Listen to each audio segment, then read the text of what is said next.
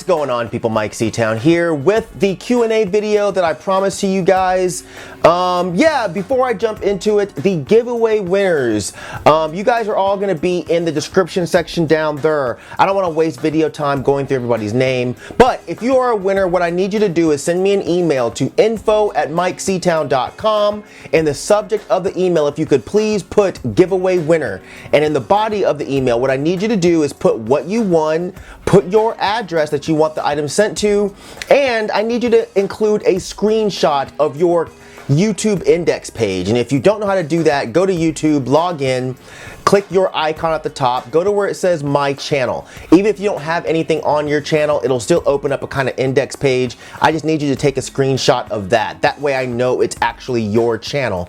And yeah, that's it, guys. To everyone that won, congratulations. To everyone that entered, try again. We're gonna definitely have some more giveaways coming up, so keep an eye out. And yeah, let's jump into these questions because I actually got quite a few of them. I couldn't answer even nearly all of them, so there's probably gonna be a couple of videos like this one in the future. So, and yeah, usually I'd make a separate graphic for each question that's being asked, but I really just didn't feel like it. So just listen carefully. Hopefully you'll get what's being asked. But yeah, the first question here comes from another critic, and he says, my question is, would you do videos on how to get into genres like metalcore, black metal, and grindcore? Yeah, my answer is no. I don't like metalcore. I'm not really an expert on grindcore, and I just wouldn't do one for black metal because that just seems weird. Plus, I don't want to do videos like this because I feel like if you really want to get into a genre, you guys have Google, and it seems very easy. You know, old farts like me and Marty Worm and Justin Stubbs and Brain Smasher and fucking Craig Legace and Metal Theologian, Vinyl Richie, all of us old dudes, we didn't have Google back in the day, so you at least have a step up on us. You just have to not be lazy. And that takes us into the next question, which is, how did you discover new music before the internet became what it is today? And that comes from John Eric Wonderlay Solhoy, which I'm sure I'm butchering your name, John, because you knew it ahead of time because you even put good luck pronouncing that. But anyway, yeah, before the internet, music was mostly word of mouth. You know, you'd hear someone talking about an album, you'd hopefully get to hear a little bit of it in their house or in their car, and you'd buy it. And what I used to do back then was I would go through the thanks lists of the album and I'd buy those albums because, you know, your logic back then was, if this album is good, then these guys must be friends with other people making good music, which is fucking stupid. But I don't know, that especially worked for hip hop. Like, I'd go through the thanks lists for rappers and I'd find a lot of good shit that way. I also used to spend a lot of time reading zines, black metal zines, punk rock zines, hardcore zines. I also used to buy like a lot of those mainstream magazines like Maximum Rock and Roll or Metal Maniacs, Kerrang, that kind of shit. It all seems crazy to people now, but that was the norm back then, and it seemed just really organic and natural. And when you found a band that you really liked, it seemed really special, because I think because you had to work so hard to find these bands. But yeah, the next question comes from Lucas Arnold, and he says, we all know that you love Atmosphere, Aesop Rock, etc., but who do you consider the most underrated and or overlooked Rhymesayers artist ever? I'm gonna say Micronauts. I don't hear enough people talking about I Self Divine and DJ Kool Akeem, and I'd never heard of them until I saw them open for Hieroglyphics sometime in the mid to late 90s. Then later on, I actually worked with I Self Divine at Whole Foods, which is kind of funny because dude was cool as fuck, funny as hell guy. And I remember one day he went to lunch and he just never came back. And a few years ago, when Atmosphere was in town, Slug called him while I was there and asked him about it, and the funniest thing is I Self Divine actually remembered that, and he was just like, yo, I'm really sorry, but I just had to get the fuck out of there. And I totally understood because I quit like 2 weeks later because they were going into my paycheck and changing shit, and one of my managers was saying really sexually inappropriate shit to my assistant. So yeah, that Whole Foods, not all Whole Foods, but the one I worked at was on some fuck shit. But anyways, Micronauts, dope as fuck, especially their album The Emperor and the Assassin, so make sure you check that out. Gavin Roberts asks, what's your favorite A$AP Rocky music video? I'd have to say LSD. I already love the song and the video fit really well. I love the colors. It almost seems like a Gaspar Noé film. And I just really like the treatments, like the part in front of the carousel or the part where he's going down the stairs with the Asian woman. It's just really well done. Ezra Bao asks, favorite Stanley Kubrick film? Easily Clockwork Orange. One of my all-time favorite movies, period. But it's a great adaptation of the book, I feel, and it really gives an amazing glimpse into this kind of weird future that doesn't really seem stereotypically futuristic in the way that we know it. Just the whole idea of fixing someone's depravity by force. It's just, I don't know, if you haven't watched it, make sure you check that out. Rolando Ibarra asks, what do you think is the most versatile artist between 3 Stacks, Bino, and Frank? When you say Frank, I assume you mean Frank Ocean, so I'm going to go ahead and take him out immediately because I don't think he's that diverse, mostly because I don't think he's a great rapper. I think he's an amazing singer and songwriter, but not a great rapper. So I think this would really be between Andre 3000 and Childish Gambino, and I think that that's hard. Because this is not about who's better as an artist, but the question is who's more versatile. And I don't think I can really answer that because they both sing and rap. They've both done hip hop, they've both done soul and kind of funk type stuff. So I guess I'd have to say they're about tied because again, this is just a question of versatility and not quality. So they've both kind of done the same thing in my opinion. So I'm at a stalemate. Yeah, you guys let me know what you think in the comment section. And the next question comes from Jack Rabin and he asks, have you explored much of the Japanese metal, punk, and experimental scene? Bands like, I don't know how to pronounce that, Otoboki, Beaver, Banana Melt, Cornelius, and High Standard, for example. Yeah, I think that's kind of a broad question, something that might take a little bit more talking if I really wanted to dig into it. But as far as Japanese metal, I'm not big on the popular ones. I don't really care for Psy or Sabat.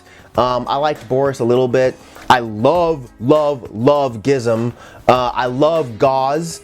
I do like Melt Banana, not Banana Melt. And I actually saw them back in the day with, I believe, Locust, and it was a great show. Teen Generate, they rule. I like the Cums a lot. There's a band called Gomez that has an album called Demonstration that I think you guys should check out because they're fucking awesome. As far as experimental music, one of my favorite Japanese experimental bands is a band called Ghost. They have these weird elements of acid folk, psychedelic rock, krautrock, and even some noise. And I don't know, there's also plenty of Japanese noise bands, but I'd be here all day talking about that, and you guys don't want that. So let's move on. Adramelk 44.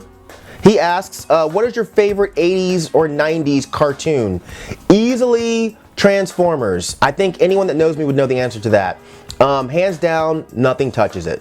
What is a band or artist that you never had the chance to see live or would love to see live someday? And that's from Adam Mellon. The Smiths, Christian Death, Company Flow. Martin Madrano asks, what's an album that you love that's been torn apart pretty much universally by critics and fans alike? This was hard. It's not really an album that's been torn apart really, but the first album that pops in my mind is Metallica's Black Album. You know, people think I'm nuts, but I actually think that album is great. It's heavy, the songwriting's fantastic. Sure, it's not super fast and thrashy, but so fucking what? The songs are just really well crafted, so sue me. Yeah, the next question is, what is your favorite album by The Cure that's not Disintegration? And that's by Zyvonia Sif Babula. And thank you for laying out how I'm to pronounce your name when you wrote the question out. I really appreciate that. But yeah, the answer is definitely Blood Flowers. I'm big on the dark, depressing side of Robert Smith, and it really doesn't get darker and more depressing than Blood Flowers. It's weird that a lot of people don't like that album. It's just so unapologetically The Cure to me, but yeah, it's fantastic. The next question from Robert Hernandez is, what did you major in and did you get a degree in that field? So when I first went to school back in '96, I majored in fine arts. I thought I was going to be this famous painter at the time, and I also minored in journalism. Then I quit school to go be in a band like a dumbass. When I went back much later, I majored in web design, and I did a degree in that field. Do I use that degree? I do not. So kids, if you're going to waste a bunch of money on college, make sure that you're at least wasting it on something that you actually want to do. Next question comes from Vance, and he asks, what album by any artist besides Current 93 and Coil in any genre do you find genuinely creepy? I think a lot of music is really dark, and I may use the word creepy when I describe certain things, but I don't know that there are a lot of albums that I could put on in the dark and be genuinely scared. Nurse with Wounds, Homotopy to Marie, that's one that I think is pretty scary if you listen to it with the lights off. I was just talking about this album the other day, but The Perfect Pain by Genesis P. Orridge and Merzbow. There's something about the textures and the sounds that are used here with Genesis's creepy ass voice that's seriously unnerving.